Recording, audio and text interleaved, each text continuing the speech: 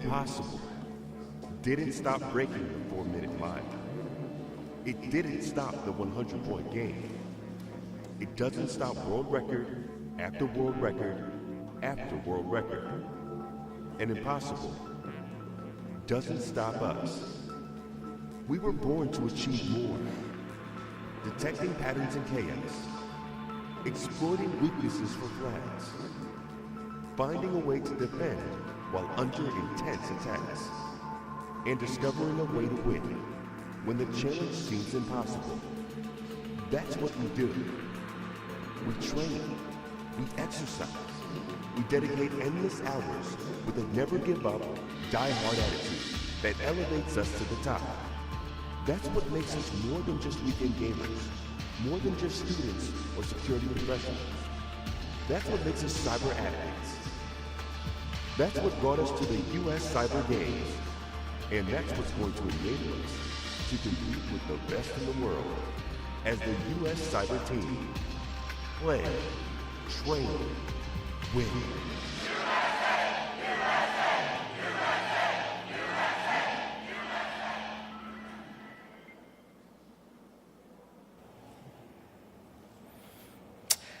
Hi, I'm Jessica Gulick, Commissioner of the U.S. Cyber Games, and I'm here to welcome you to the 2002 U.S. Cyber Team Draft Day. Thank you for joining us. Thank you in the audience, and thank you online. We have a fabulous lineup today and a lot of really important information to share with you. I want to start by sharing my thanks and gratitude to our sponsors and our champions out there. Thank you to NIST. We really appreciate your support, and we're looking forward to the next 5 years working with you with the cooperative agreement. Thank you to CISA for being a strong sponsor and founding sponsor for the U.S. Cyber Games. We continue to appreciate working with you as well. And thank you to our founding sponsor, Raytheon. There have been many sponsors over the last 2 seasons, and we could not have done this without your support. I also want to thank the many partners out there, our diversity partners, RAICES, Black Girls Hack, the Women's Society of Cyber-Jitsu, Cyversity, and many more. Our training partners, Meta, CTF, Hack the Box, SimSpace, and all the other platforms, SANS Institute, that have made today possible. So with that, why don't we go ahead and get started? I have the immense pleasure and honor to introduce to you our MC for today. Dr. Diana Burley, Vice Provost for Research and Innovation at American University, is a brilliant and beautiful cybersecurity expert, and she'll be walking us through today's program. Thank you all for joining us.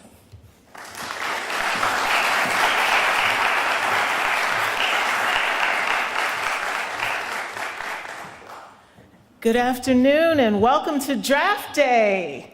Yes!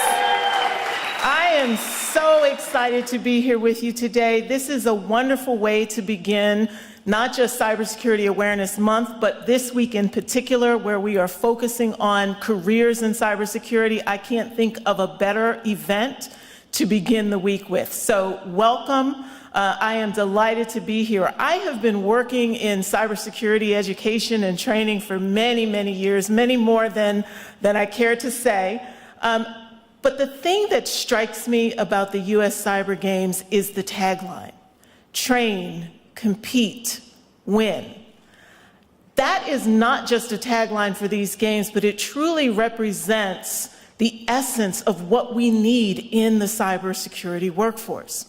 We need individuals who are willing to continue to train and develop their skills, their technical skills, their team skills, their interpersonal skills, their communication skills, constantly evolving, constantly growing, constantly developing. Compete.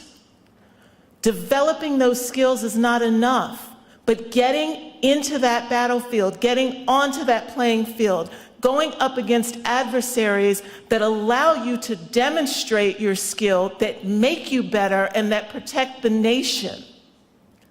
And ultimately, what we are all focused on is winning.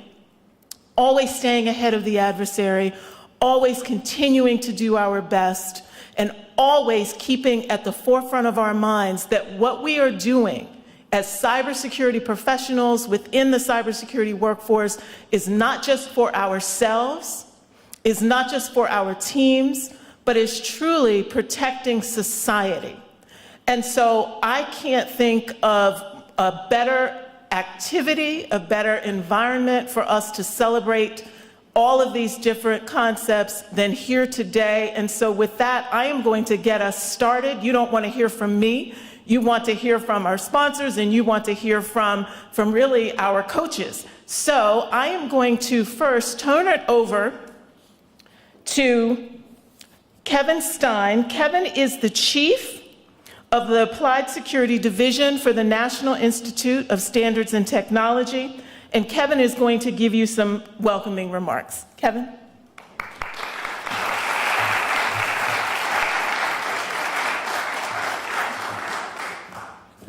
Well, good evening, and thank you, Diana. It's very hard to follow your passion and excitement. Unfortunately, I probably don't come across that way as much, so it's good to see everybody, though. And again, welcome to Department of Commerce and our transformed Commerce Auditorium. Hope everyone's enjoying it so far. So what an exciting day. It truly is an exciting day. I know we are here today as a continuation of today's launch of Cybersecurity Career Awareness Week. I hope that many of you were able to attend the kickoff event on Capitol Hill earlier today with the Congressional Cybersecurity Caucus and the Congressional Career Technical Education Caucus that was hosted by SANS. I heard it was standing room only. I heard there were just terrific representation from students and professionals from all different places in their cybersecurity career journey, from K-12 all the way up to folks in military service, transitioning into non-military careers, to others that are exploring career opportunities, maybe mid-career opportunity changes. So just terrific to see and hear about. So hopefully many of you were able to participate in that earlier today. We're also pleased to announce, as Jess mentioned, that NIST, or the National Institute of Standards and Technology, is continuing our support of the U.S. Cyber Games by awarding a 5-year cooperative agreement to show NIST support for cybersecurity competitions, culminating in the selection of the U.S. Cyber Team, which is really the focus of today's event. So we're thrilled to continue to be supporting this event and partnering with not just our colleagues from CISA, but so many in the private sector, and really Jess and her team. And finally, certainly a big congrats to Jess and her team at Katzcy for launching the second season of the U.S. Cyber Games and all the efforts that went into planning today's event. Just terrific. So a little bit about NIST. Again, NIST is a part of the Department of Commerce. So again, we're happy to welcome you here to Commerce headquarters. And we have a very compelling mission to enhance innovation and industrial competitiveness. But I think from a cybersecurity perspective, I typically talk more about our purpose. And that purpose is really to help cultivate trust in technology. We seek to achieve our purpose by advancing cybersecurity and increasingly privacy standards and guidelines, technologies, and measurements through our measurement science mission. This trust is built not just by producing world-leading standards, guidelines, and other resources, but it's very much by engaging in a process, maybe say a trusted process, that is open and transparent, inclusive, and collaborative across the public and the private sector stakeholders. Trust is the anchor for the work that we do, and it really serves as that lens through which we make all of our decisions on the different assignments that we have at NIST. This has certainly been very important to us since the very beginning of our cybersecurity program. And in fact, this year, we're excited to be celebrating our 50th year in cybersecurity, dating back to the early 1970s, so 1972 if you do the math right. So we're super excited about this milestone for us, and really that emphasis from day one on helping to build trust in technology. Our efforts to cultivate trust in technology have really provided a foundation for different cybersecurity advancements. And they've included specific information that can be put into practice immediately, but also with an eye towards kind of those longer-term research needs that anticipate many of the advances in technologies and future challenges that we as organizations, whether public or private, domestic or even international, might be facing. That's exactly what attracted me to join NIST, probably about 16 years ago, almost 16 years ago. And it's really why I'm very proud, and I think all of us in NIST are very proud to take on so many of the cybersecurity assignments that we do each and every day. We have a long-standing reputation as a standards agency that provides guidance to federal stakeholders, as well as standards and guidance that are voluntarily adopted by the private sector. And we're actively working on a variety of different topic areas, including identity and access management, software and hardware security practices, cryptography, including the very important post-quantum cryptography, as many of you might be tracking, and then cybersecurity in supply chains, artificial intelligence, Internet of Things, and so many other technology domains where there's an intersection and a need for cybersecurity. And among some of our signature products, if you will, and some of these are ones you're probably familiar with, our framework for improving critical infrastructure cybersecurity, commonly known as the Cybersecurity Framework, our NIST privacy framework, again, that merging of cybersecurity and privacy, that integration of those two, and the NIST workforce framework for cybersecurity, which I'm sure many of you are familiar with. At NIST, we often think about our cybersecurity work as addressing the why, the what, and the how. But I think increasingly we need to pay attention, very special attention, to the who, not the band. Maybe I'm dating myself. Maybe I'll date others in the audience as well. You can't beat a good Pete Townsend song. But the who being the workforce that's needed and the corresponding education and training that's required to meet all of our cybersecurity workforce needs. The NIST Workforce Framework for Cybersecurity, or just the NIST framework in this context, provides a comprehensive way to think about a workforce that is needed to manage the cybersecurity risk of an enterprise. And you really only have to look at the 5 categories within the workforce framework, the NIST framework, to really appreciate the breadth of cybersecurity opportunities that are available.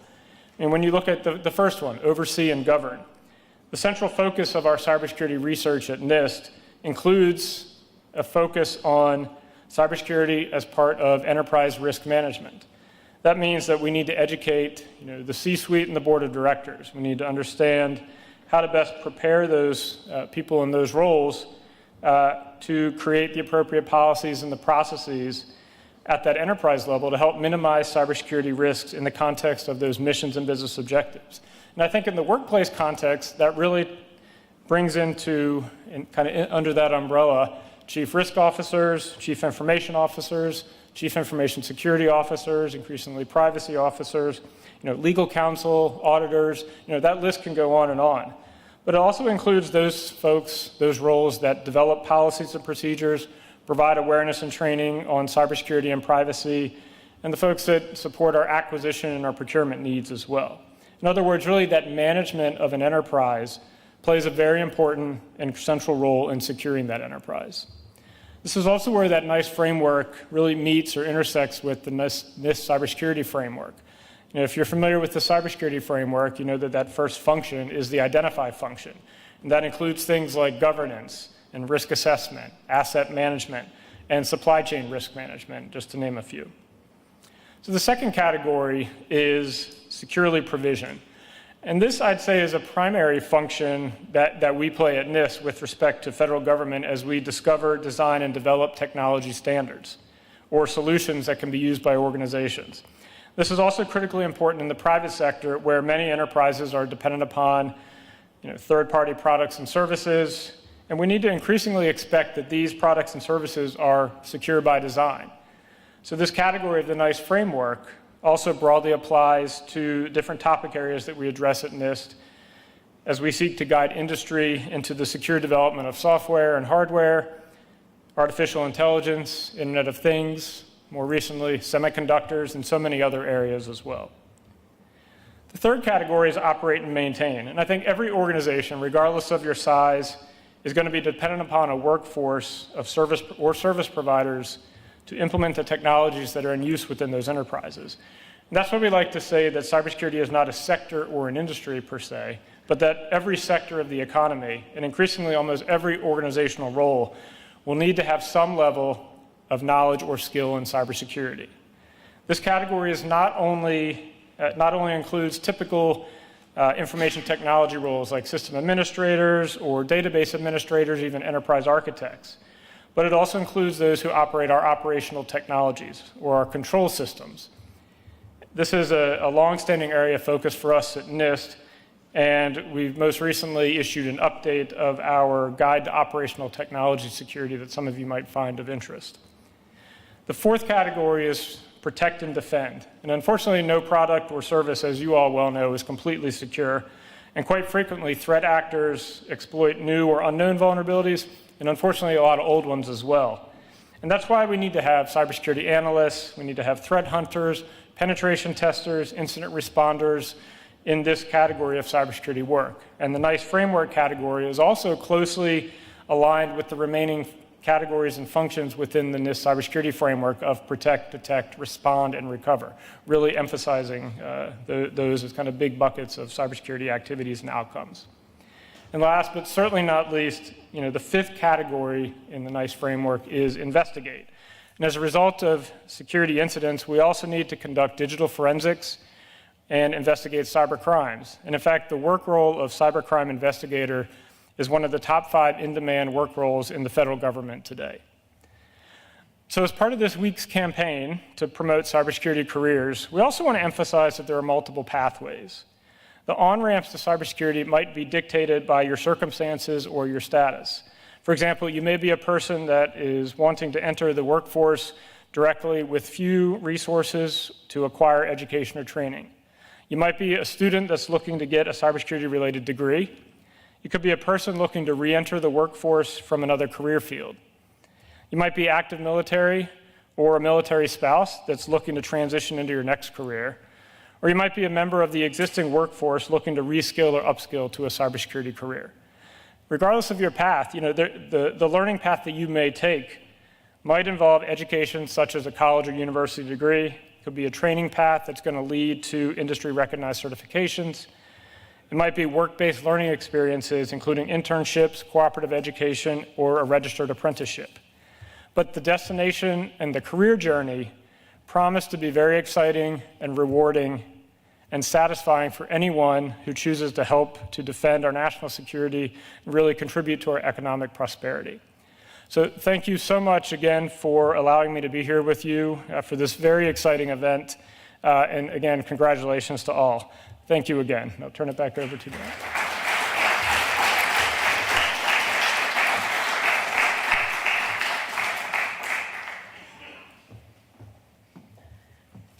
Thank you. I think that what you have heard from NIST is not just the level of leadership that they have exhibited in developing the cybersecurity workforce over the years, but also the comprehensive nature of the work that they do.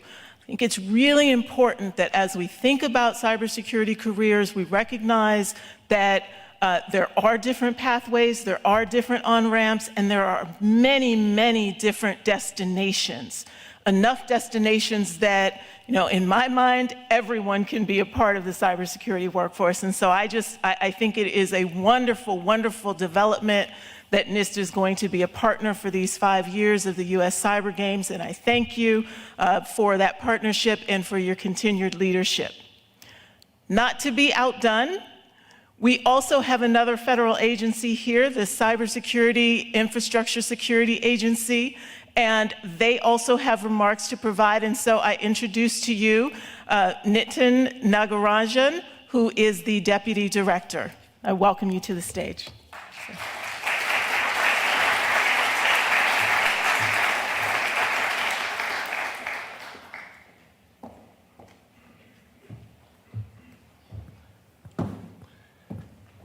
The trick is always making up the stairs without falling down. So, mission accomplished. Now, thanks for the kind introduction and the opportunity to be here today at this event. It really, truly is an honor to be here as we look at tackling a lot of the future cybersecurity challenges, looking at the talent here and those online that will be participating in this season's games. And to all those of you who participated in season 1, thank you for all that you accomplished. It was really exciting to watch from a distance how it went. And we did have folks in Greece for the games as well. And it's been amazing just to watch the evolution of this as we've continued to see the evolution of cybersecurity challenges facing our nation and our globe. I want to congratulate the Season 2 draftees. Really looking forward to seeing what each and every one of you are going to achieve during this second season. It's really exciting to see what the future holds for all the athletes in the games as we look at how we can tackle these issues with the passion, the creativity, and the innovative thinking it's going to take to stay ahead of our adversaries as we tackle these new and emerging challenges. For those of you who are not familiar with CISA, we're relatively new as a federal agency. We were formed in 2018, and really looking at protecting the functions of government and the private sector that are truly vital to the United States, in which their disruption, corruption, or dysfunction would really have a debilitating impact on our nation's services. And CISA really is a great place, and in a unique place in the federal government, in that our true mission in life truly is to work collaboratively with the private sector, with critical infrastructure owners and operators, with state, local, tribal, territorial partners, in a way to tackle these complex challenges. And do so as part of a global cyber ecosystem that really depends on all of us playing our respective roles to tackle these challenges. It really takes a collaborative network of government and industry partners. I know this does not come as a surprise to all of you. The solution to cybersecurity isn't necessarily inside the Beltway, right? The solution to cybersecurity is across the nation and across the globe. And really making sure that we're able to tap into that talent and to tap into the expertise and the teamwork that we need to work with all of you to address these issues. CISA is really glad to be working hand in hand with Katzcy, NIST, and our colleagues to really test the best of the best in the U.S. Cyber Games, to really help build tomorrow's cybersecurity workforce. A workforce that's diverse, a workforce that's forward-leaning, a workforce that is one step ahead of our adversaries, in a way that we are going to be able to protect our nation's, or increase our nation's cyber defenses. As all of you know, this is the second year with over 1,200 athletes from 50 states and Washington, D.C. And I'm really excited to, again, see the turnout, see the participation from both the competitors, but also from the coaches, and all the time that was spent to train, compete, and to represent the United States in the various scrimmages of the International Cybersecurity Challenge. This year is also going to bring some challenging rounds yet through looking at things like cryptography, forensics, reverse engineering, binary exploitation, networking, web, and reconnaissance as well. So really excited to see where this year's competition goes. We do know while each and every single participant brings their own expertise and experience to the table, there's a few common traits that we see and qualities across the team. First, we know that you're passionate about cybersecurity, always looking at ways to advance your knowledge and to increase your skill sets. Second, you're relentlessly curious, experimenting with emerging technologies to really detect and respond to new threats and vulnerabilities. And third, and arguably most important, you're all leaders and bold thinkers. And really what we need to work together as a team to manage risk and to strengthen resilience through both creativity and imagination. I want to talk briefly about the cyber workforce, and I've heard some prior comments about this as well from our colleagues, and it truly is one of the most critical challenges we are going to be facing in the months and years to come. Of how do we strengthen our cybersecurity workforce to ensure that we have a strong and diverse workforce that represents our nation? How do we make sure we're inspiring the next generation of cyber defenders? How do we ensure that we're training the next generation of cybersecurity specialists to come into this field? How do we provide teachers, especially at the elementary level, the professional development and training needed to teach technology in the classroom so we can get people interested in cybersecurity as a career while they're in K through 12, just like we do for other STEM programs, just like we do for the arts and other programs as well? How do we get that education into the K through 12 pipeline? How do we make sure that secondary and post-secondary education levels have the right programs, the scholarship, the guidance that they need to be successful to train that workforce? I encourage all of you, and I truly believe this, and I say this in almost every opportunity I have to anyone who will let me say it, there is a role in cybersecurity for everyone. Each and every person in this room, each and every person hearing this message, each and every person on the planet has a role to play in cybersecurity, right? In addition to all of you who are highly technical, who are cyber defenders on keyboard, we have an entire ecosystem and structure of people around that to help that mission be successful. In addition, no matter what career field you go into, how do we ensure that you're thinking cybersecurity first? Whether you're going into healthcare, whether you're going into aviation, whether you're going into the energy sector, no matter what you're doing, there is a role in cybersecurity in that organization. Now, whether it's you're just an end user and you're taking the simple steps of like not taping your password to your keyboard and doing things like that, all the way through being on that cutting edge as a threat hunter or as a red teamer, and everything in between. There was a role for every single person in this nation and in this globe when it comes to cybersecurity. And it doesn't just start in the workforce. Again, it starts in your personal lives as well as your professional lives. How do you make those decisions that help better protect your infrastructure? As we bring new technology into our cyber ecosystem, as we increase that threat surface, how do we make sure that we're taking those right steps? I kind of jokingly tell people, we now connect refrigerators to the internet. I don't know what an internet-connected refrigerator does that mine doesn't, but people do, right? And it's great technology to have. I'm not sure yet, but I'm sure it's great. And we want to make sure that we are looking at all of these great technological enhancements that we're seeing, these technological innovations that we're seeing today and we will continue to see, that we're incorporating cybersecurity into that, and that everybody is building cybersecurity into their decision calculus, whether that's as a consumer and an end user or in your professional lives. CISA is really committed to looking at how do we continue to shape these efforts. And whether that's through our partnership with our colleagues at the NSA for the National Centers of Academic Excellence program, where we help community colleges, 2-year and 4-year colleges and universities build robust cybersecurity programs, whether it's the CyberCore Scholarship for Service program, which helps provide scholarships for students interested in a career in cybersecurity that want to come into government service. Beyond that, we're really looking at how do we look at professionals in the workforce, how do we provide opportunities for those coming out of high school, those going to college, those not going to college, those that are mid-career or late career that are looking at reskilling and upskilling within their workforce.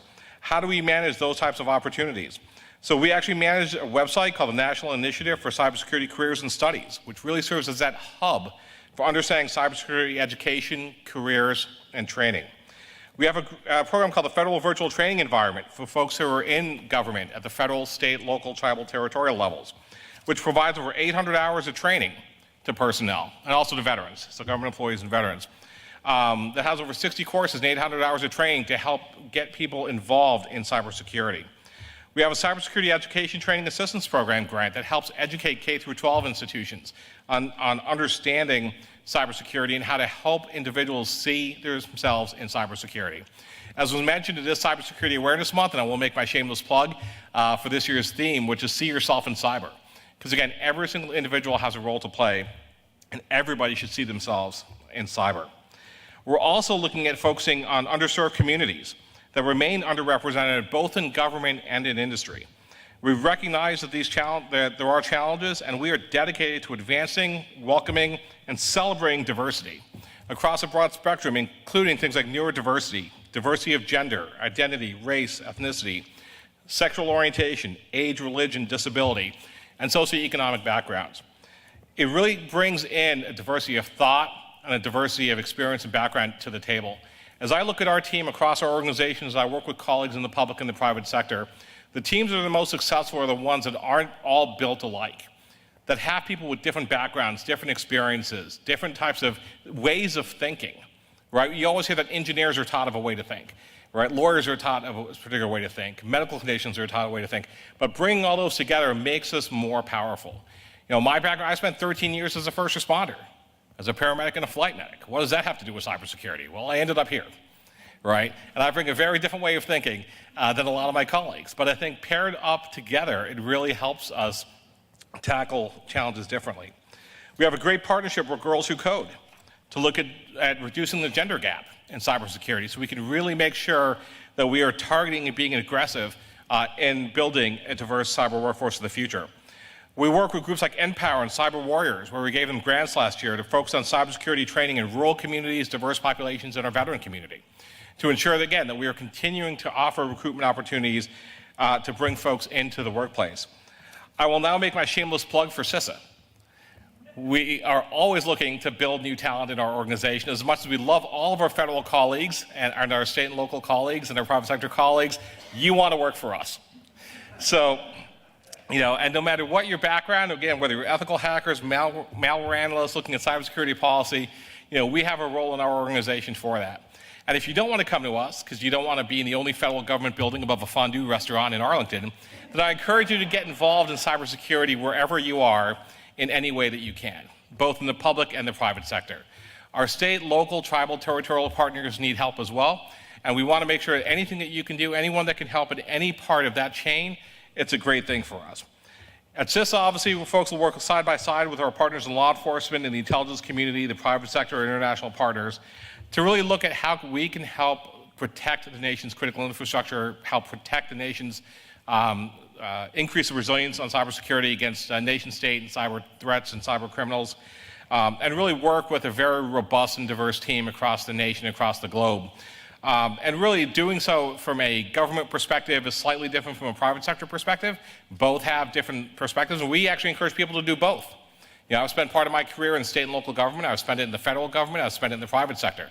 And actually being able to go between those and bring those different perspectives to the table really makes your contribution to the collective challenge all that greater.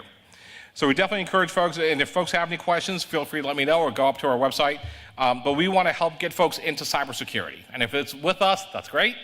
If it's not with us, that's great too. We just want to continue to promote the need to have a very robust and diverse workforce as we go into tackling these future challenges. You know, at the end of the day, cybersecurity really requires you to navigate through problems on a daily basis.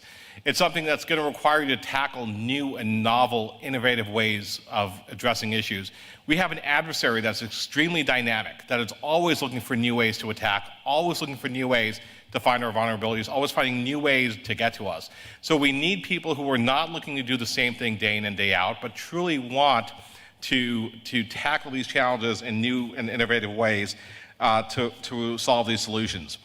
Each of you have proven that you're up to the task and that you're innovative problem solvers. And you've not only demonstrated your technical capabilities, but also the softer skills, such as effective communication, creativity, and the ability to work well in teams, something we are in dire need of as we continue to tackle these issues.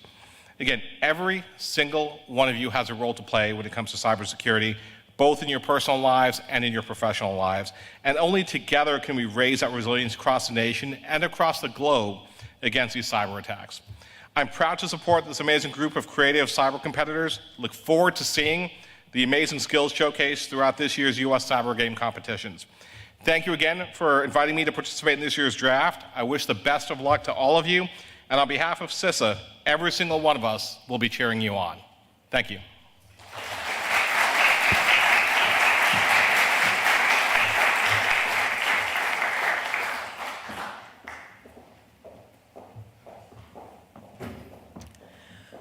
Well, if you weren't excited before, after hearing the remarks from Mr. Stein and Mr. Nagaraja, I can't imagine that you are able to sit in your seat comfortably. I would guess that everybody is getting ready to go out and get started on their pathway, their journey toward a cybersecurity career. As you have heard, there is a role to play for us all, but today we are going to focus on those individuals who are going to make a difference in the U.S. Cyber Games, who are going to join the team. And so without further ado, I want to get us to our main event. And to do that, I am going to introduce our leaders for the afternoon. We have Eric Bilardo, who is the CEO of Rice's Cyber, and Brad Wolfenden with Katzcy. Eric and Brad?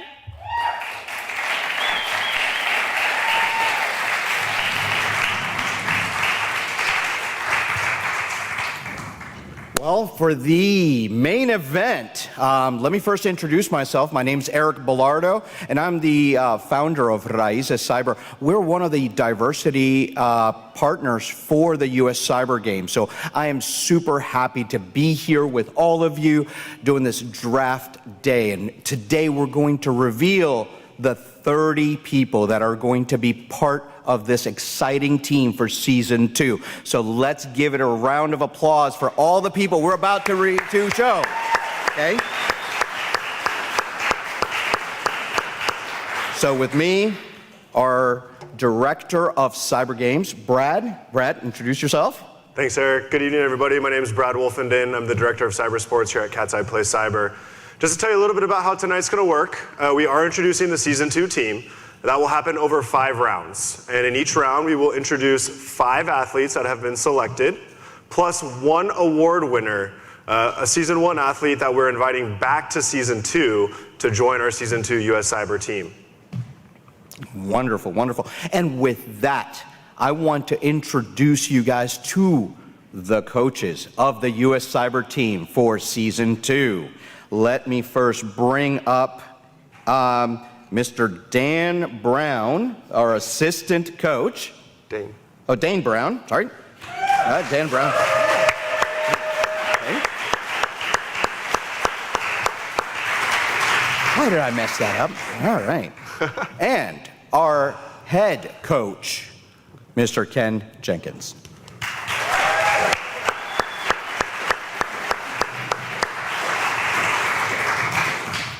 All right, so let's get ready for round one of the reveals. Alrighty, folks. So for round one, we have our first 5 athletes. And for this year, drafting our season 2 US Cyber team, we've kind of bundled our athletes into each round based off of some characteristics that the coaches saw throughout the US Cyber Open and the US Cyber Combine. So this first round of athletes that have been drafted onto the season 2 US Cyber team are the triple threat athletes. And the triple threat you'll hear more about from Dane and Ken here in just a minute or two. But the 3 components of triple threat are strategy, operations, and tactical. So without further ado, the 5 athletes that make up round 1. Welcome to the US Cyber team. Caitlin Whitehead from the University of Central Florida. Vishwa Iyer from Georgia Tech. Adrian Self from Michigan State University, Josiah Stearns from the U.S. Air Force Academy, and Andrew Quach, Oregon State.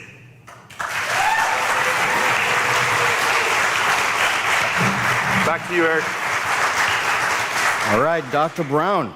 So tell us, what is a triple threat athlete? Absolutely. We were really excited about this category. It's new this season. Our commissioner really liked the throwback to the military here of thinking about strategy, the operations, the tactical, and having a player that brings all of it, right? Someone who's the complete package. They can help us out on the CTF side. They can help out on the red versus blue side, building tools, doing operational things, being a team player. It's someone who has it all. So we thought these 5 athletes for sure embodied that triple threat that she had envisioned. That's wonderful. All right, and let's talk about one of those players. So let's talk about Caitlin Whitehead, okay? So I chose to spotlight Caitlin. I looked across her CTF experience. It's intense. She's got a storied career. She even helps develop the challenges. And not only does she like competing, but she has a history of winning. So that's who we chose to spotlight for this category. Wonderful. Thank you. Now, those are the first 5. Now, we're going to also invite Dr. Susanna Schmelk to please give the next award. Yes, we're very, very proud and honored to give our Triple Threat Award to Sears Schultz for all his work and demonstration in these categories last year. And welcome him back this year. Thank you so much. Back to Eric. Thank you.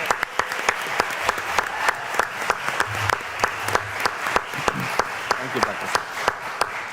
Thank you, Dr. Schmelk. All right, coaches, what do you think about this award?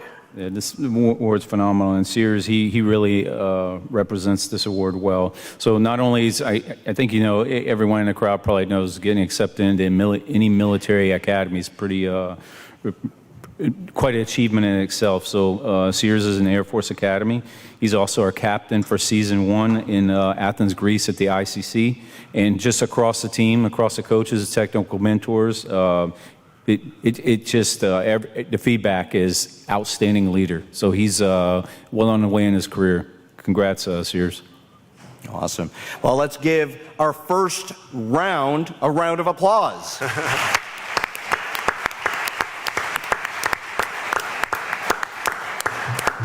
And now for our round 2 reveal. Brad? Take it away. Thanks, Eric. So this round is the team multiplier. And once again, you'll hear from the coaches a little bit more about what the team multiplier means. But really some core components of the team multiplier. We're looking for collaboration and teamwork. Critical components to competing on a team. CTF, red versus blue. It's all about the communication, etc. So for round 2, the next 5 athletes, welcome to the US Cyber team. Austin King, Dakota State University. Gwendolyn Vonkasamsiri, also from Dakota State. Sam Myers, University of Houston, Rajat Patel, Rutgers University, and Jaden Balexa from the University of Southern California.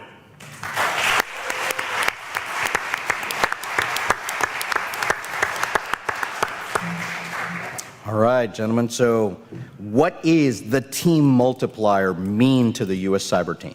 Yeah, so I try to take a little edge off on how I describe this. So I'm a retiree, so I was in active duty for 20 years, and one of the things that we really needed from soldiers and airmen, Marines, and sailors was the ability to be a combat multiplier. So in this case, as it applies to the cyber games, team multiplier is someone who makes the team better in many categories, and really, it may be tool development, it may be they're able to work across different categories. But they really contribute to the team as a whole, as opposed to being very focused on a singular CTF specialty. Wonderful, wonderful. Forgot the Guardians, though. From the Space Force. So, okay. Yeah. Sorry. My apologies. Right. So, Dr. Brown. Yes, sir. Let's highlight one of these young players here for our team, Austin King. Oh. Why did you guys pick this player? Absolutely. Austin King was certainly a no-brainer here. As a multiplier, he embodies what we had in mind for that, right? Being someone who's a team player.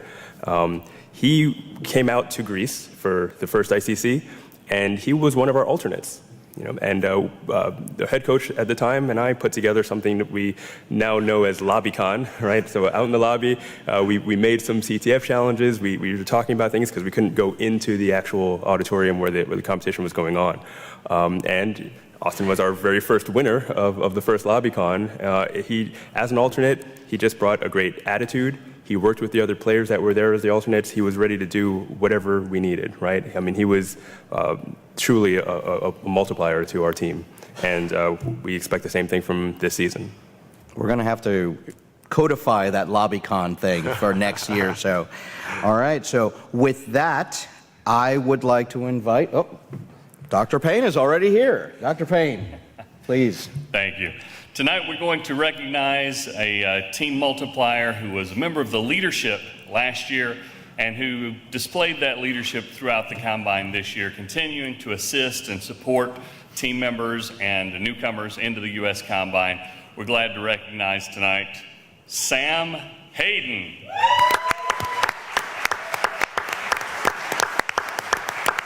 Congratulations, Sam. Thank you, Dr. Payne. All right, coaches. Sam Hayden, what about? Yeah, Sam Hayden, another great pick. Like we said, another returning captain from season 1.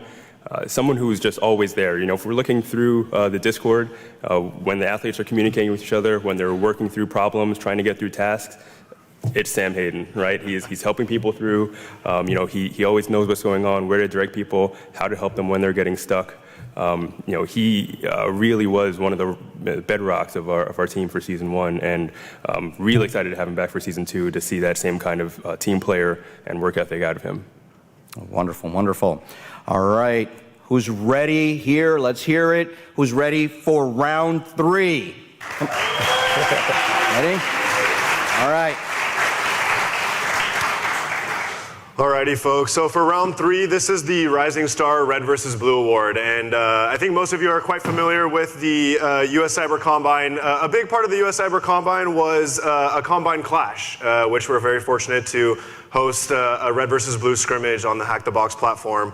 Saw a lot of wonderful talent, a lot of great collaboration and teamwork. So this round is all about the Rising Star Red versus Blue. The 5 athletes representing the Red versus Blue would like to welcome to Season 2 U.S. Cyber Team Shandi Kanhai from Rochester Institute of Technology, Matthew McKeever from University of Central Florida. We have Shane Donahue, Dakota State University, Jude O'Kane, Arizona State University, and Will Green from the Sands Technology Institute.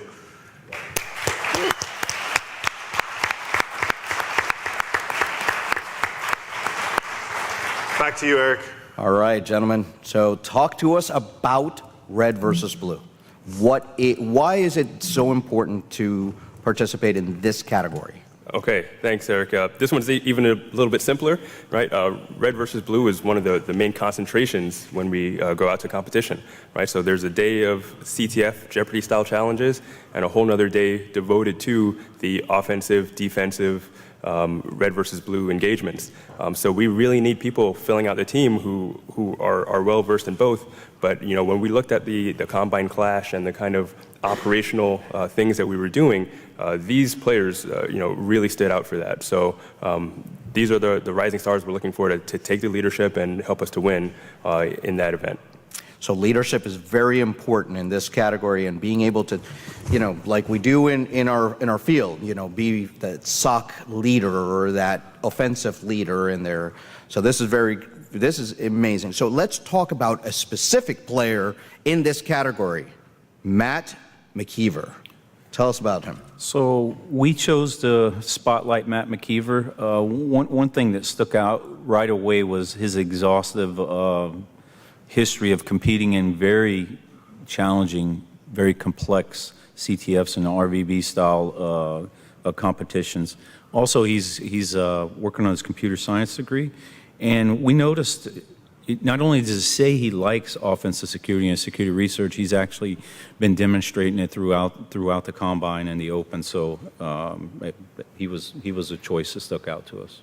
Wonderful, wonderful. And now I'd like to, they keep on sneaking up on me here. Evan Dornbush. It is my distinct honor and privilege to announce the winner of the Red versus Blue Award, and that goes to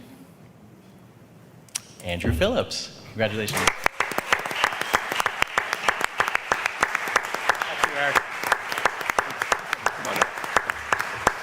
Thank you, Evan. Thank you.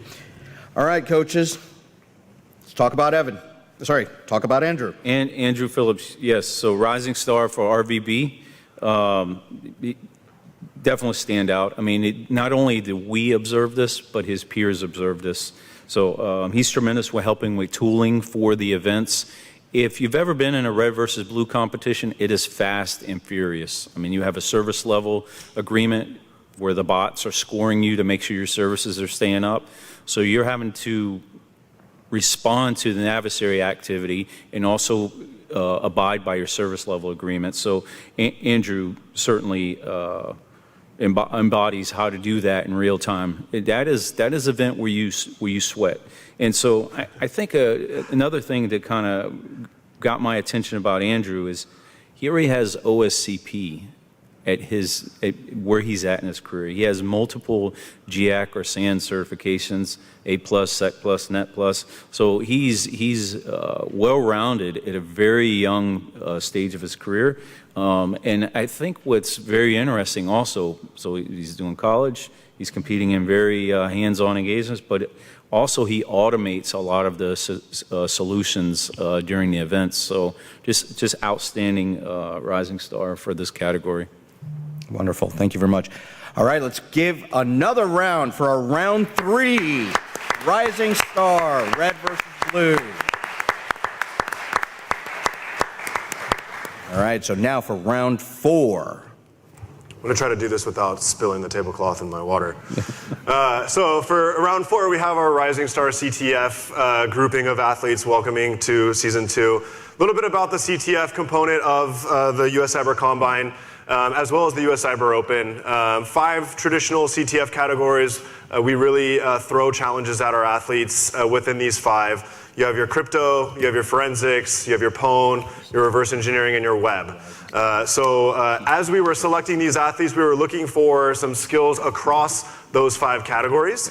Athletes that demonstrated technical abilities in each of those disciplines. So without further ado, for round 4, welcome to the Season 2 US Cyber team, Varun Iyer, Georgia Tech, Ethan Ho, Consumnes River College, Cameron Whitehead, the University of Central Florida, Justin Applegate, Brigham Young University, and Rohan Viswathan, Texas A&M University.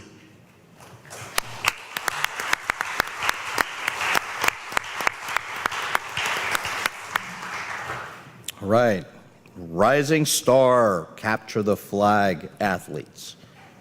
Tell us, what is so important within the U.S. Cyber Games and within the environment that they find themselves at now? So capture the flag events, better known as CTF events, those are the more common Jeopardy-style CTFs you'll see at conferences or large CTF events, DEF CON, Black Hat, many more. They've been around for quite some time. They have different categories that they're comprised of, forensics, crypto, pwn or exploitation, or web application security. So this category, the category for this is someone who kind of embodies all those things. So that's what the category is for Rising Star CTF.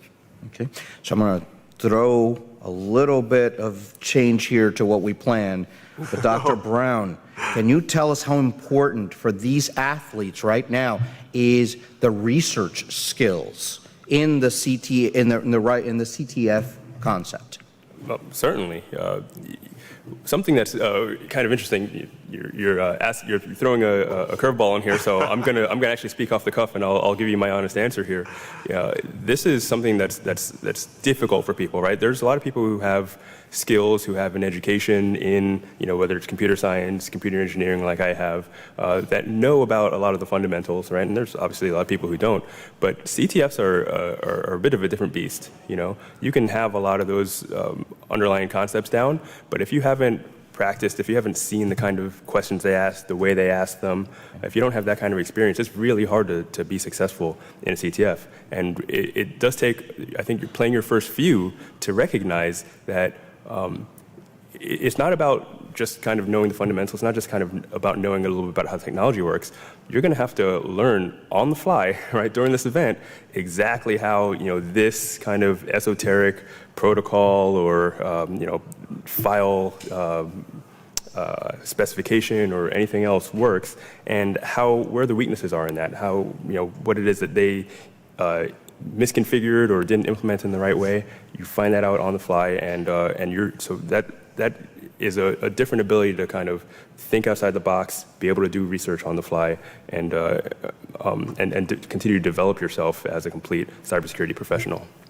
And Coach, how hard is it to find people that have that innate research and curiosity to do this kind of research? Yeah, I think it takes a while, to be honest with you, Eric, because probably the first 5 CTFs I competed in, it was struggle, it was pain, it was, I did really well at this forensics challenge because I do this at work, or I did really well at this web app exploitation, web app exploitation because it's familiar to me. But then you get thrown a challenge that is crypto, right? Something maybe you're not so familiar with. So if you're not able to do research, you will struggle, and you will find out very quickly in a CTF where your skills are lacking. And if you want to keep competing in CTFs, you're going to go back to the drawing board. You're going to do that research. So it is very difficult to find, to figure that out initially. Wonderful. So let's talk about a specific athlete in this category. Let's talk about Ethan Ho. Okay, great. I want to actually dovetail on the question you just asked me here, because I was going to even highlight, for Ethan, who is a no-brainer here. He's a high school student. Okay, this person is young, right? They don't have a whole lot of experience. He hasn't majored in computer science or computer engineering, but was still one of the standouts in our open, solving these challenges, extremely difficult challenges, and I think it goes to show the ability to be able to think outside the box, to apply yourself, to learn and research, in real time. Can have tremendous results, So I was super impressed by him. His performance makes me incredibly impressed with how our future generation of cybersecurity professionals is going to be able to perform and what they're going to be able to bring to the fight. And thankfully for us, to our team.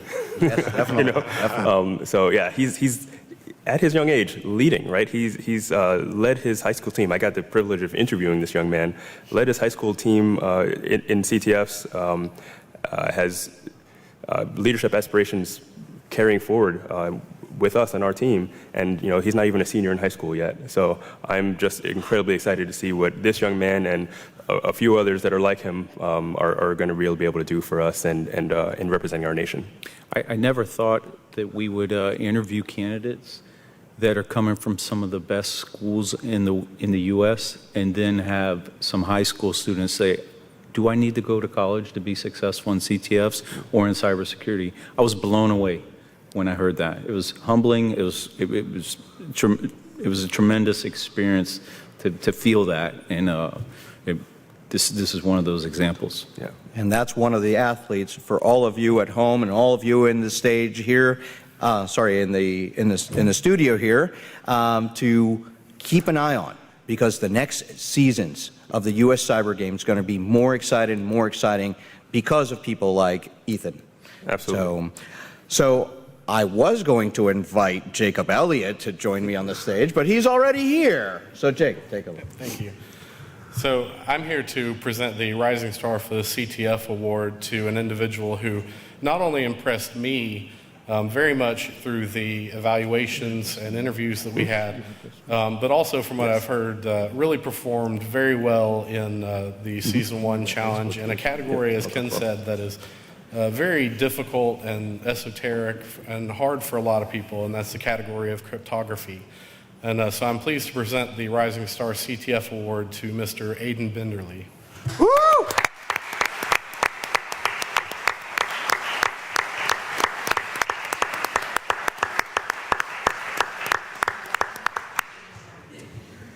All right, coaches, let's talk about Aiden. Award winner, what do you got? Award winner, and a very deserving award winner at that. If we're talking about someone who's a rising star in the CTF, right? The CTF has, just a few categories, and we have, people who are good at web, right? We have, thankfully, a few people who are good at reverse engineering and at binary exploitation, which we call PWN. But we had a standout in the category of cryptography last year, and that was Aiden, right? He took his joy and love of math to a whole new level. Went and learned a lot about the different techniques that are used for coming up with these cryptography challenges, and really applied himself. Right? When it came to difficult cryptography problems, the only question was, hey, where's Aiden? And so we are super appreciative of what he brought to our team. He helped us make crypto challenges for the new Open to test out our new players. I mean, he absolutely defines what we're looking for in a CTF star. And someone who can take leadership in a particular category. So when talking about cryptography, a lot of people, and I know some of the folks here do know, but for the people out there thinking about getting into the field of cyber, cryptography is esoteric to a lot of people. Can you guys help us not only demystify what cryptography and how we use it, but also why is it important here in the team? Demystify cryptography in what, 1 minute? In 5 minutes, I know. I just got this. What is cryptography? Yeah. So cryptography is important because, if we boil it down to, the CIA, confidentiality, integrity, availability, and even, non-repudiation, authentication, the way that we assure most of those kind of pillars of cybersecurity that we talk about are usually through some kind of cryptographic means of keeping our information, private, making sure that it hasn't been tampered with or modified in some way, and making sure you're getting data from who you think you're getting it from. So having people who know how to give you each one of those kind of guarantees and find out when one of these systems is potentially flawed and be able to solve that kind of challenge, tremendously valuable. And what about the team? I want to caveat on that. So that's Dr. Brown from the Naval Academy explaining CIA triad, right? So for the rest of us, data at rest, data at transit, you want that encrypted, right? Where it's stored, where it's traveling, who doesn't get access to it. So that is a huge category in CTFs, and the fact that Aiden shines there, I mean, we're lucky to have him. So wonderful. Thank you very much. All right, let's give another round of applause for our round 4.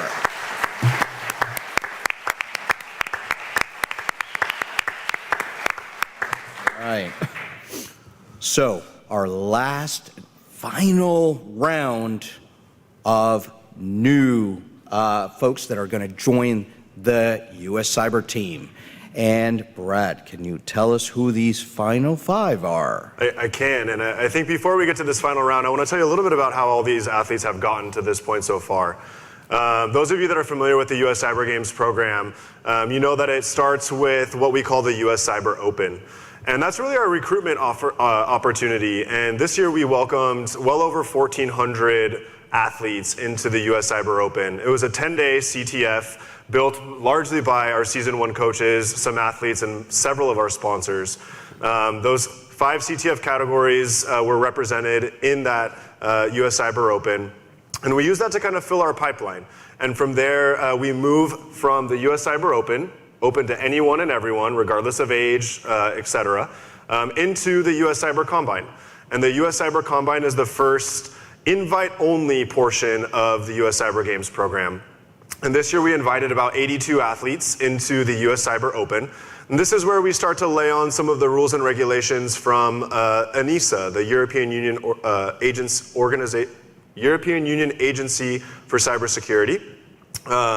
They are the host of the International Cybersecurity Challenge that we will be so graciously putting on in July and August of next year. So things like the 18 to 25-year-olds, they have to be U.S. citizens to compete on behalf of Team USA, et cetera. So we use some of that, the open data, the applicants' applications themselves, looking at their previous CTF history, and we start to pull athletes into this U.S. Cyber Combine, which is an 8-week-long program. The first 4 weeks are really dedicated to what we call evaluations. And that consists of everything from senior tech mentor lecture series. So we are fortunate to have many of our coaches and other partners, sponsors, friends of coaches, et cetera, come in and offer these lectures to our athletes. Then we move into some evaluations and observations where we serve a set of CTF challenges to our athletes under some time constraints in various CTF platforms. We invite them into Zoom rooms so the coaches can kind of ride over the shoulder of these athletes as they're solving problems, kind of asking them about their process, their strategy, what tools they're using, how they're going about it, et cetera.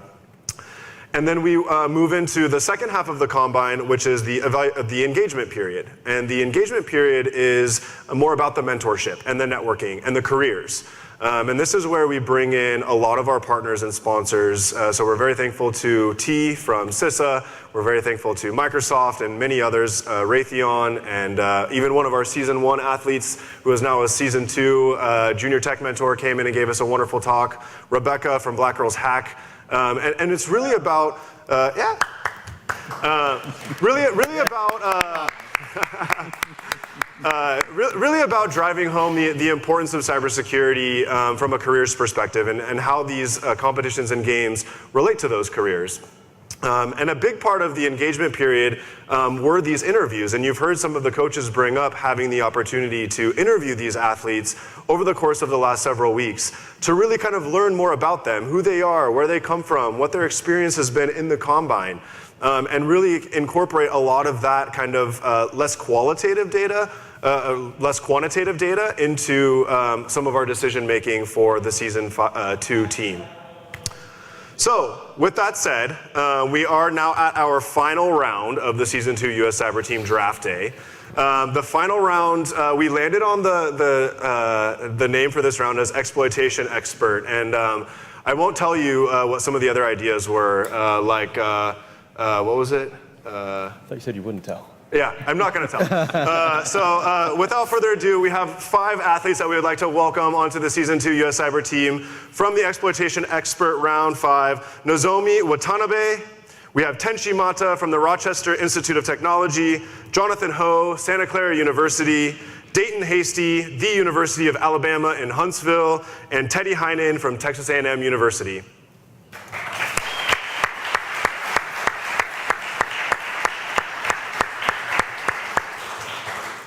So following up on something that Brad said before we get into the category itself, how important are these interviews for you as coaches to select these players, all 30 players that we have?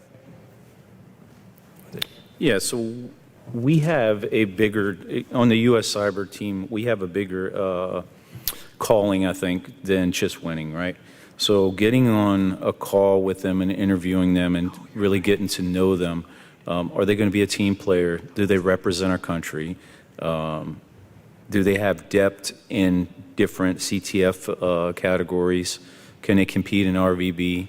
Are they calm and cool under pressure?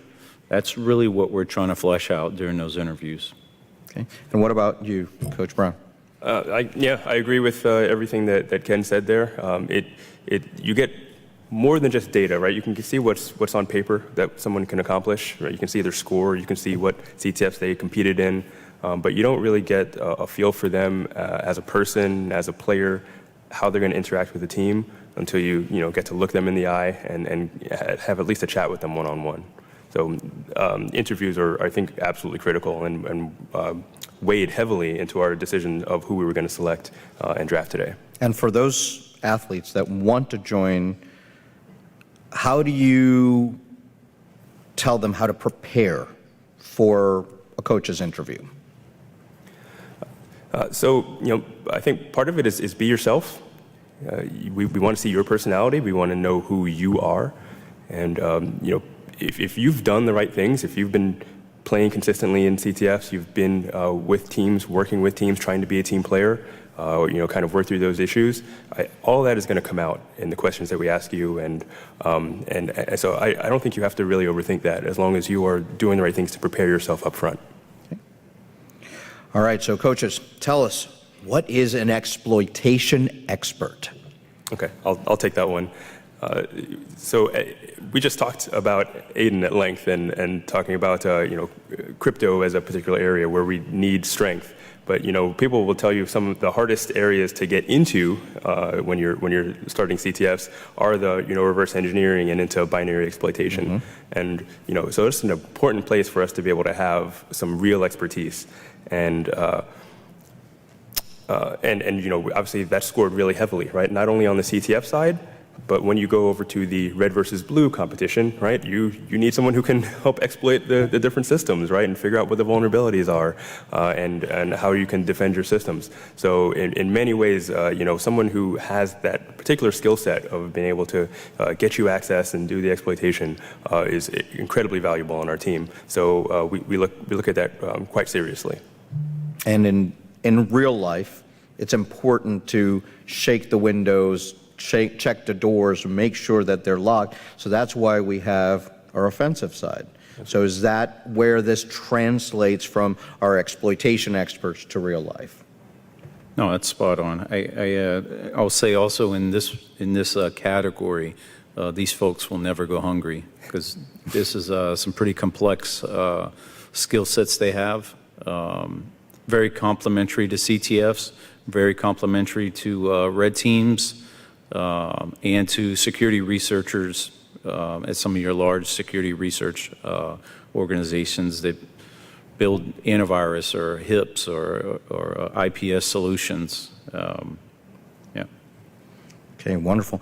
And so focusing on a player here, Dayton Hasty, okay? Why Dayton in this category? So we spotlighted Dayton. First, he's at Alabama Huntsville. Really intrigued with iOS devices. So your phones, most of us have in our pocket, or 50% of us have in our pocket. In high school, he was jailbreaking them. I don't know about most folks in this room, but I wasn't hacking a phone in high school. So it is one of the more hardened devices that you carry around. So I'm pretty impressed with that. Also, he competed in the 2019 Global Cyber Olympus. That's actually very impressive at this stage of his career. So that's who we chose to spotlight for this round. Wonderful. So now I'd like to invite Spence Lowe. Is he here? Oh, there you are. Okay. For the Exploitation Award. Thanks, Eric. I figured I'd let you call me up. Yeah, there you go.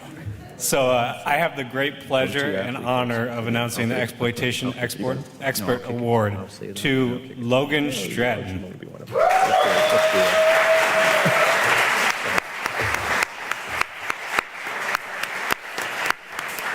Thank you. Thank you, sir.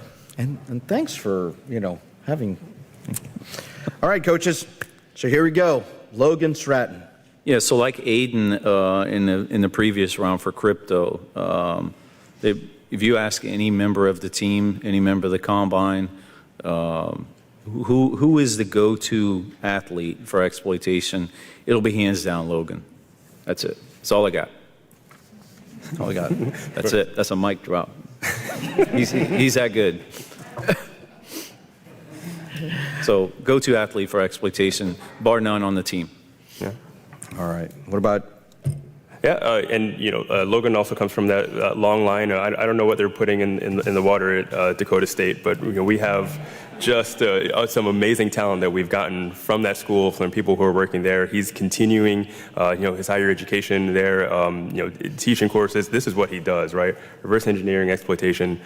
He is just phenomenal at it, and he helped us again in the open, putting together some really difficult pwn challenges for people to try, and heads were hurting from the stuff that he that made available for us, and he just has that talent, right? Like I said, that's the hardest thing to get into for most people, and somehow he makes it look easy. Yeah, and looking back at season 1, and now looking at the athletes that we have in season 2. What's going on in Dakota State, okay? Because last year we had a lot of athletes from Dakota State. So great school, great people, and great talent that's coming out of that school. So congratulations to all these athletes. So with that, we have our 30 competitors for the U.S. Cyber team. Let's give them a round of applause right now.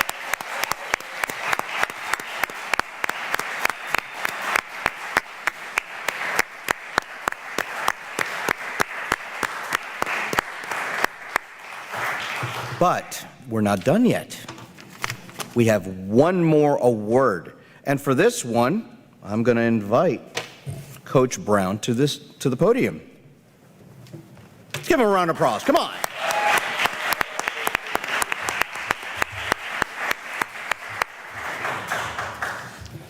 All right, good afternoon, everybody.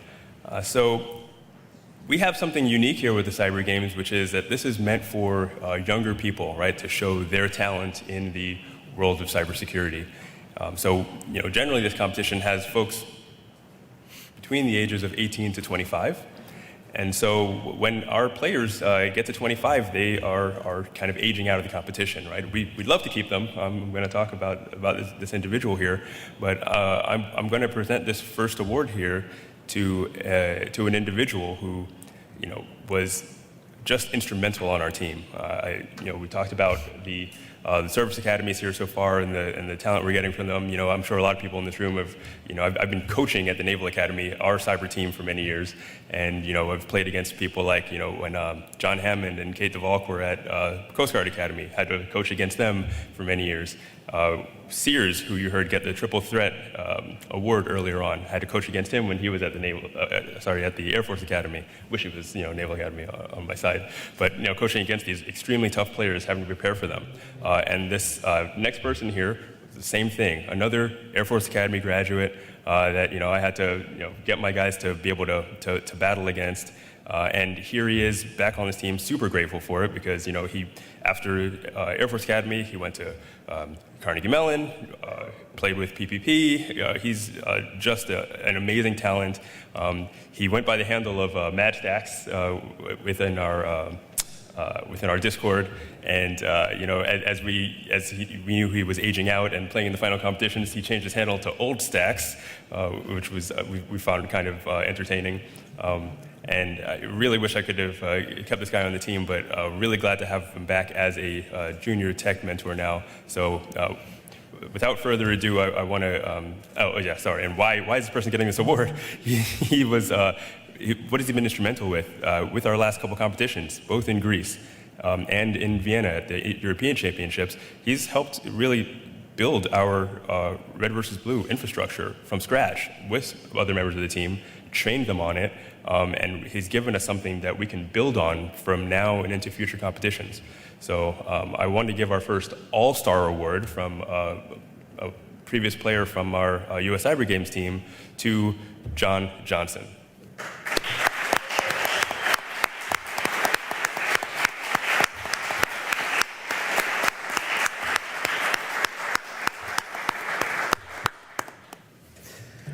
Thank you, sir. And also, I wanted to say, he forgot to say Army and all that Oh, stuff. you know what? Wait a minute. What? Eric, hold on. What? I've got one more. What? I couldn't. What's going on here?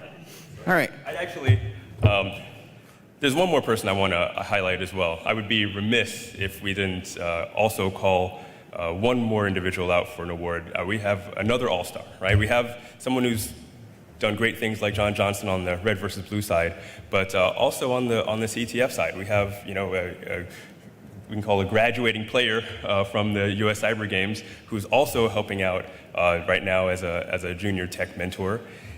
This person told me, I asked what their handle was and what it meant, and the handle being was Playoff Rondo. And I was like, hey, why is that your handle? He told me his favorite basketball player, his name is Rondo, and was someone who, just kind of, was a good player on the team, but, when the playoffs came, right, was just above and beyond, right? All-star, MVP, really carrying the team into the finals and showing out that kind of performance. And this person really, I don't know if it's just, if he just spoke it into existence, but he embodied that really on the team, right? When we needed him, he was there performing, he's helping other players. I think he recruited half the new younger players on the team from other people he was playing with on other CTFs on the side. I can't say enough good things about this person, so I'm proud to present our very first CTF All-Star Award to Chris Playoff Issing.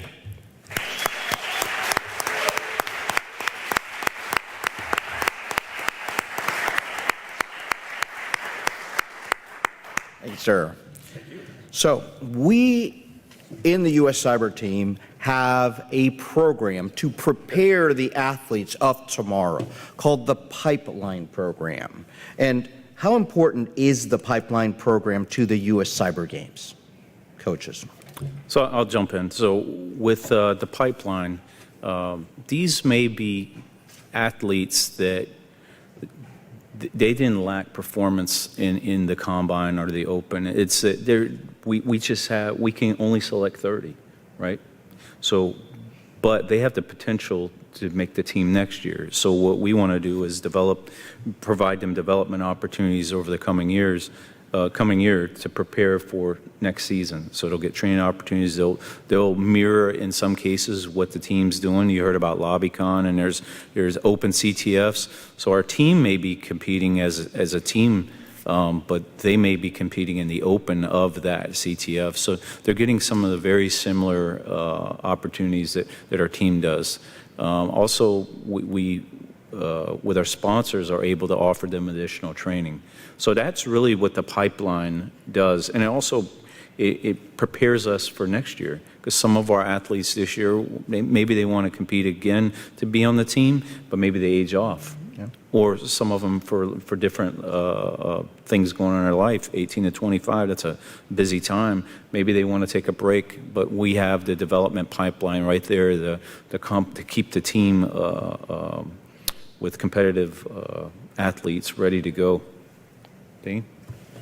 Absolutely, and this pipeline helps us to meet a lot of our goals, right? Like we said before, one of our goals is being able to compete on the international stage. We want to win, right? We want to bring home gold for America, but that's one of our goals. We are also trying to help develop the cyber workforce, right? We are looking at diversity, right? We are looking at being inclusive and bringing people from all different backgrounds, all walks of life, and equipping them and giving them the skills to fill the gap of 700-some thousand jobs that we heard NIST talking about today. That pipeline allows us to take people who maybe they're not ready for the team this year, but we think, with a few extra months of development, right, with some of the resources that our sponsors can equip them with, time with the team, we can see some people have a really sharp rise in their trajectory and really be equipped to make a difference. Wonderful. And with that, I'd like to introduce and call to the stage Mr. Steve Cobb, that's going to reveal our pipeline for this 2022. Thank you, Eric. I want to welcome everyone here. We appreciate everyone that's come to the amphitheater here at the Department of Commerce. Those that are watching live, we appreciate your attendance and being excited about the U.S. Cyber Games for Season 2. My name is Steve Cobb. I'm an assistant coach for Season 2, and just want to say that I'm honored to be a coach and also just amazed and jealous, I guess, a little bit of all the folks that we interviewed and we had selection for. There's just a vast amount, and as the coaches mentioned earlier, we can only select 30. But we do have a pipeline program that can encourage folks to continue, and I want to encourage those who maybe did not make the team or maybe didn't even make the pipeline group to continue on with your efforts. We encourage you to continue to grow your skill set. But as I said, the skills, the expertise, even honestly the maturity of these athletes that were part of our combine and our open just was amazing to me. So with that, I'm honored and privileged to announce some folks who are going to be asked to join our pipeline program. I'm going to apologize now if I mess up a name, but I'm going to try to pronounce all the names for the folks here that are on our list. So we'll start with the folks that are also shown on the screen: Angela Costuravo, Hannah Feliz de Luna, Rihanna Naiden, Allison Adam, Renee Schmidt, Juan Paulo Gomez Postigo, Chance Harrison, Nathan Ord, Jacob Crowley, Catherine Sandys, John Wynn, Arthur Pern, Eddie Zhao, Alex Zhang, Isaiah Halsley, Lauren Delwich, Gar Gwar, Daniel Wang, Lloyd Gonzalez, Matt Ernschwinder, Nicholas Stegman, Joseph Taylor, and Dylan Knopf. So please join me and welcome these folks to our pipeline program.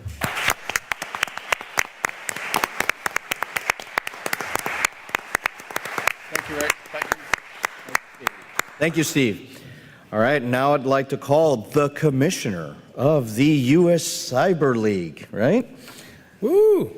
Let's give her a round of applause.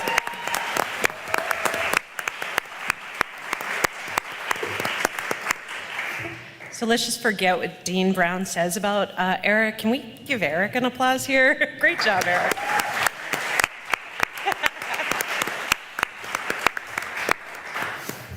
Eric, I think you jumped right in earlier today. Can you tell us a little bit about yourself?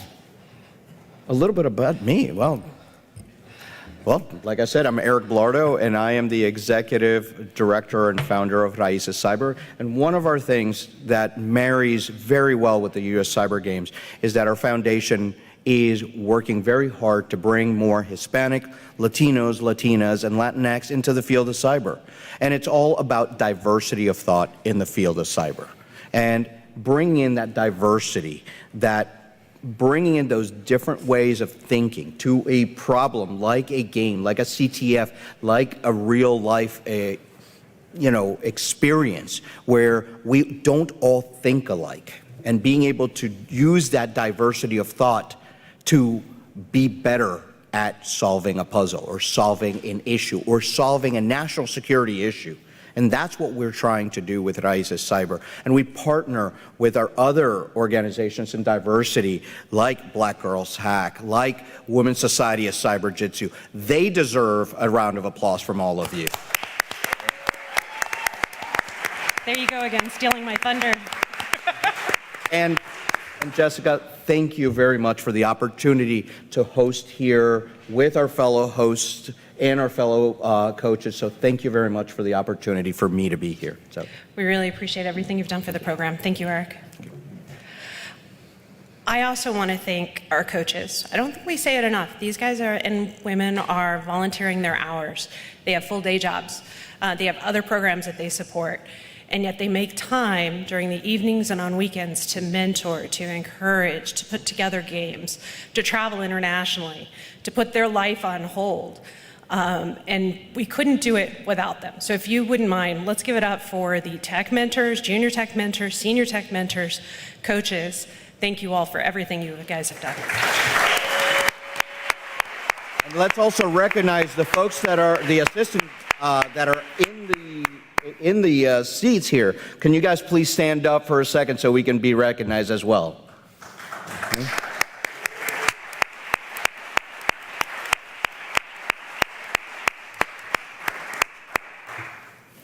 To build the kind of national program that we have envisioned and want to achieve, we cannot just focus on the athletes, which is incredibly important, but we also need to recruit and train coaches. So as we start to develop the program, we're going to be leaning on the coaches today to help define, recruit, train the coaches for tomorrow. And that, I think, will make all the difference for us to scale and to reach more individuals across this nation, if not the world. So thank you, sincerely, for everything you've done. Now, so where do we go from here, guys? So now we invite Diana back to close us off. Not quite, not quite. No? Almost there. Oh, so last year around this time when we did draft day, we were talking about going to Greece, and that was super exciting. This year, or 2023, we have the opportunity to host the International Cybersecurity Championship here in the United States. We're really excited about that. It will be held the week before Black Hat on July 31st, August 4th. And we really hope that you guys can join us out there in San Diego. It'll be a unique event that really combines a championship, international championship, with a conference that's really going to focus in on the power and value that cybersecurity games, cybersecurity exercises, and cybersecurity training platforms provide our nation. So please do join us out there. We'll try to stream as much as we can, but we'd love to see your faces in person. You'll be able to see an international challenge right here in the USA. So really excited about that. I am super excited.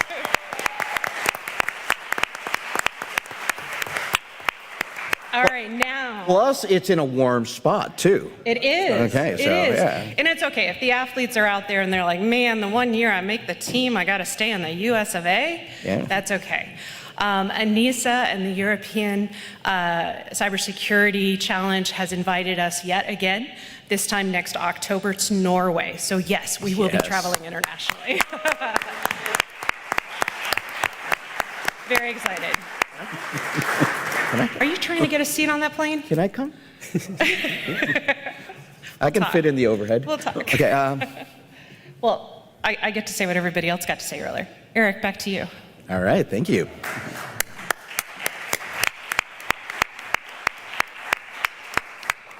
So, to close us off this evening, let's welcome back our MC, Diana.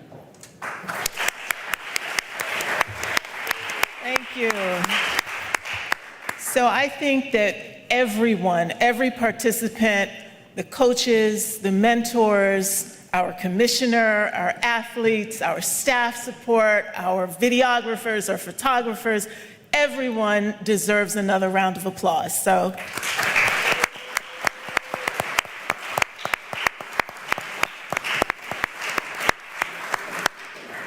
Again, I just want to thank you all for coming and for being here. This does conclude our draft. Please do consider joining us in San Diego. I think that they need an MC in San Diego, in Norway, and all the other places, right? I mean, I think we need to have our own MC that travels with us. It's a national security issue, for sure. Heck, I'll even wear the mascot hat and everything, you know? I would also like to especially thank our sponsors and partners. Without your support, we would not be able to hold this event and launch this team. And so thank you very much for all of your support for this season, for last season, and we hope for next season as well. This does conclude our draft. I would like to invite our athletes and coaches and mentors to the stage so that we can take photographs. And the audience, you can stay and watch the photographs, but also join us for a reception in the lobby at the conclusion of the photographs. Thank you all very much.